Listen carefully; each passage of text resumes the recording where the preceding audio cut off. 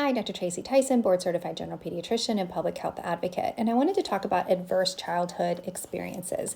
These are researched areas of experiences that children may have that are negative during their developing years that have been shown to negatively impact their health for the rest of their life. So these are things that have been shown to increase their risk of cardiovascular disease, early death, dementia, their risk of being incarcerated, their risk of drug abuse, all of these things that we are trying to figure out what can we do. Rheumatological diseases, autoimmune diseases, chronic mental health conditions, all of these have been linked to adverse childhood experiences. Adverse childhood experiences can be sexual trauma, physical abuse, poor parental support because the parents aren't able to be around, poor access to education, poor access to mental health care, poor nutrition, poor dental care, but there's all of these things like lack of environmental safety issues. So like if a child lives in an area with a lot of pollution, with a poor water quality, not safe spaces to play, crime in their area, a lot of drug use in their area, and I'll list the 10 specifics, but those are some examples of things that we're talking about. So those sound like no-brainers, right? Like it's okay, we all know and all agree that those things can impact childhood health. However, the studies are pretty astounding when they show that these adverse childhood experiences are almost more important than everything else medically going on with a child to impact their overall health. So this has been a major push in public health to try to address these issues. How can we prevent them? How can we address them when they happen so that we can see if we can impact their health outcomes? And that helps all of us, right? So our society is nothing if we are not all moving towards better health outcome as children. Again, that's the Make America Healthy model, right? Like, let's move towards that. Sadly, a lot of the programs that were put in place to address these adverse childhood experiences have been deemed to be unnecessary, unimportant, handouts, something that we are not putting a focus on anymore in the United States.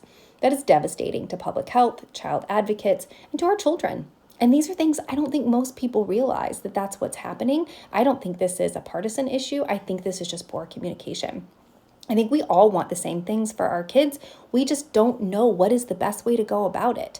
So the studies show that the best way to go about it is to put those supports in place for these families so that those children don't create those same issues when they get older and impact their children's health, but also so we can impact their health now.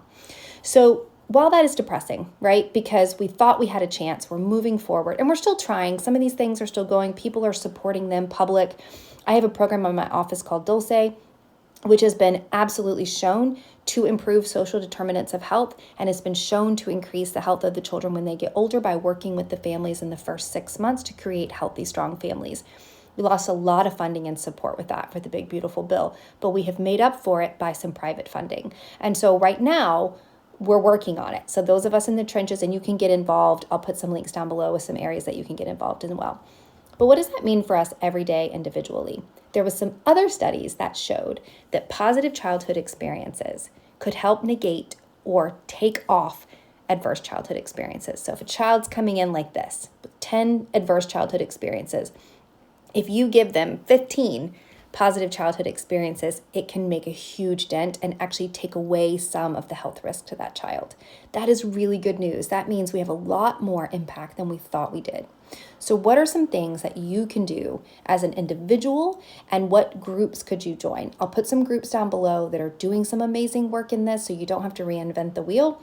There's some groups that are providing period support for girls so they can go to school during their period so they don't lose their education, which leads to them dropping out, which leads to unwanted pregnancy, which leads to all sorts of issues. There's coaching positions in areas where children might not have as much adult positive experiences. There is supporting our teachers. Our teachers are with our children almost more than we are, and we need to support them so that they have what they need to be a positive impact on that child.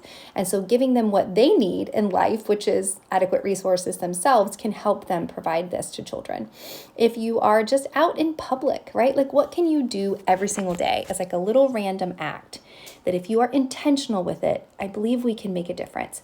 That is going above and beyond with the children that you encounter. Assume every child is having adverse childhood experiences, because while this is more common in lower socioeconomic classes, it's not always, right? We can all think of examples where this is everyone. So what can you do? You can be a positive role model in as many ways as you can when you are in public and with your own children.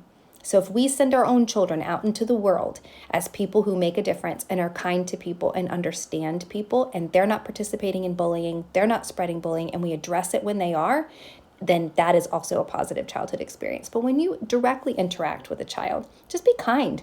Be above and beyond nice to them. Smile. Tell them good job when you see them doing something good in public. I embarrass my kids so bad because if I see a child doing something in public, I will say, great job. Thank you. I go above and beyond telling them thank you if they do something because I know what it means to those kids. In my own job, I take a little bit of extra time with children who might be having behavioral problems, assuming that they're having those behavioral problems because of adverse childhood experiences. And so I want to say things like, I really appreciate how you're sitting there and listening to me. You're doing such a great job. I give them high fives when they make some kind of stride. I tell them I love their outfit, or that I think their hair is cool, or they have the best smile and they make my day. I go above and beyond in the way that I talk to them. I also correct parents in front of them. If a parent is talking negatively to a child, I will address it and I will say that is not helpful because I want the child to know that there is different ways for adults to talk to them. If I see a teenager working in a checkout lane, I am extra patient, I am extra nice because I think that teen could be there because they're trying to support their family and I don't know what their home life is like. I don't know what they're getting and I want to try to be one more positive childhood experience. So think of some things that you can do in your everyday life. Be a little bit more patient, be a little bit more kind, trying to imagine that every day when you interact with a child, it's like putting a coin in a bank. It just goes up and up and up and up. And if we can start to make a little bit of a difference, then maybe we can have children in America be a little bit more healthy. Take care.